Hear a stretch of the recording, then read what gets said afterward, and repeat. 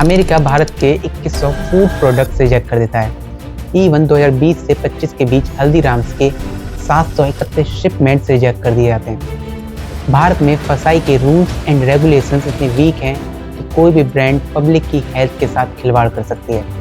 राघव चड्ढा के असेंबली में food safety पर कंसर्न उठाने के बाद से फसाई के ऊपर ये डिबेट और भी तेज हो गई है। खाने में खतरनाक मिलावट का मुद्दा फूड अडल्ट्रेशन का।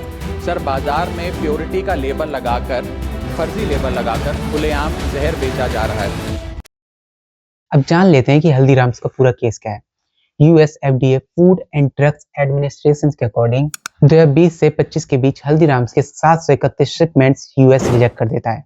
इसमें 94% रिजेक्शन फाइनेंशियल ईयर 2024 से 25 के बीच होता है, जिसमें सेब, वेफर्स और भुजिया जैसे प्रोडक्ट शामिल होते हैं। लेकिन अब सवाल ये आता है कि जो हल्दीराम्स भारत के स्ट्रीट, कॉर्नर, गली, मोहल्ले और घर तक में मिल जाता है, वो अमेरिका में फेल क्यों होता है?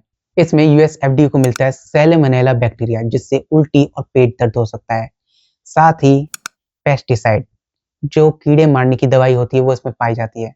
एंड इसके साथ ही वो इन पर आरोप लगाते हैं कि ये फिल्दी कंडीशंस में बनाए जाते हैं, जिसके बाद से यूएस गवर्नमेंट इसको डायरेक्टली रिजेक्ट कर देती है विद जीरो टॉलरेंस। अब ऐसा नहीं है कि भारत में इस पर कुछ नहीं किया था।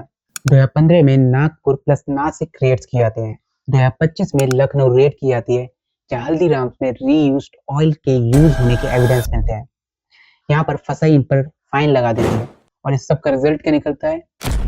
फाइन चुकाने के बाद लाइसेंस दोबारा रिन्यू कर दिया जाता है और पूरा सिस्टम ऐसे ही चलता रहता है।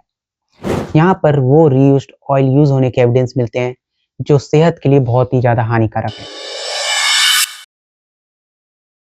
यहाँ फसाई की 4 सबसे बड़ी कमियां देखने को मिलती हैं। Number 1, staff. सेंट्रल लेवल पर सिर्फ 700 लोगों का स्टाफ है और स्टेट का मिला दे तो 8 से 9,000 का स्टाफ हो जाएगा। लेकिन भारत जैसे बड़े देश में 10,000 प्लस स्टाफ की जरूरत है और इवन कई गुना। दूसरी चीज, लैब्स। भारत में सिर्फ 200 लैब्स हैं, जबकि भारत जैसे देश में 5,000 प्लस लैब्स होनी चाहिए थी। तीसरी चीज, एडल्ट्रेशन। फसाई एडल्ट्रेशन अलाउड करता है, जबकि अगर हम दूसरे देशों में देखें तो 1% एडल्ट्रेशन भी अलाउड नहीं है। चौथी चीज, चेकअप। फसाई साल में एक बार चेक करता है, जबकि दूसरे देशों में देखें तो हर बैच का चेक किया जाता है। फसाई में ऑफिसर करप्शन करते हुए पकड़े गए। जैसे 2024 में मुंबई में एक ऑफिसर 1.2 लाख की ब्राइब लेते हुए पकड़ा गया। 2025 अहमदाबाद में लाइसेंस इशू करने के लिए 25,000 की ब्राइब मांगता हुआ एक ऑफिसर पकड़ा गया।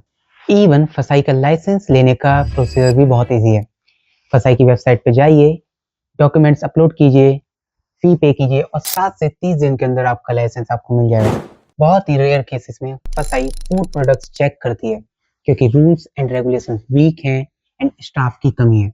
और ये बात सिर्फ हल्दीराम्स की नहीं है। भारत में बहुत से ऐसे ब्रांड रोजाना पब्लिक की हेल्थ के साथ खिलवाड़ करते हैं।